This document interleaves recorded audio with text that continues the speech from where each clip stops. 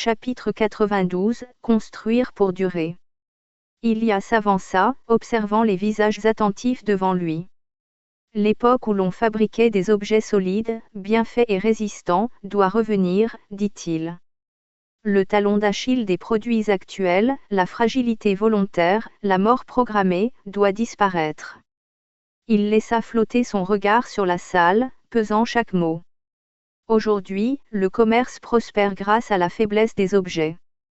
On crée volontairement des produits fragiles pour que le consommateur rachète encore et encore. Mais imaginez si l'objet était solide. Sa valeur augmenterait.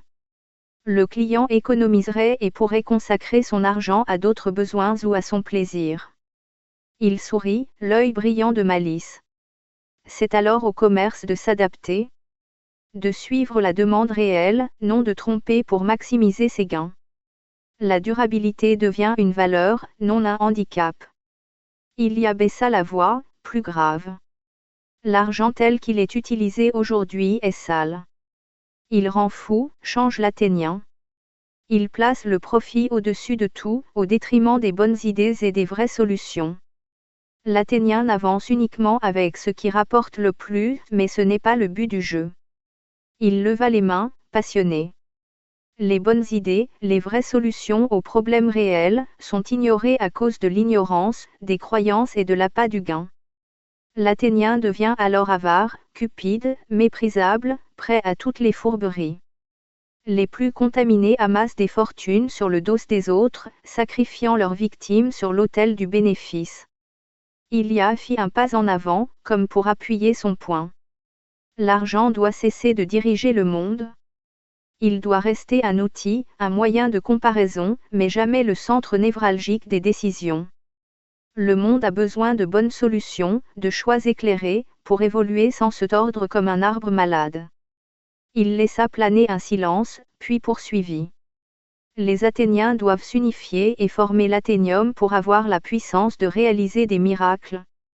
Œuvrer dans la même direction, celle menant au meilleur des mondes possibles. Utopique? Oui, si l'on n'y croit pas.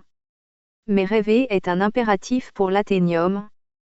Il montra ses mains ouvertes, symbolisant le partage et la réorientation. La marge de 33% pour maximiser les profits. À revoir.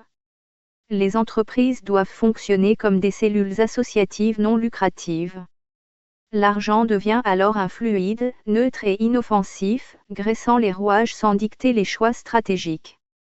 Ilias sourit, un éclat de défi dans les yeux. Les meilleures décisions ne viennent pas du plus fort ni du plus riche. Elles viennent de ceux qui réfléchissent, qui priorisent la qualité, le bon sens et l'efficacité. Et si un bout de papier peut décider du malheur de millions, alors il faut le retirer de l'équation, ou amoindrir son pouvoir. Il conclut, la voix douce mais implacable. Mais il existe une autre voie. Celle que détiennent ceux qui possèdent aujourd'hui l'argent roi. Si son pouvoir est positivé, transformé en outil libérateur, il devient la clé pour améliorer la vie de tous au lieu d'en être la source de malheur. Le silence se fit, pesant, mais porteur d'espoir. Ilias savait que ce message, planté dans les esprits, pourrait être l'étincelle d'un changement durable.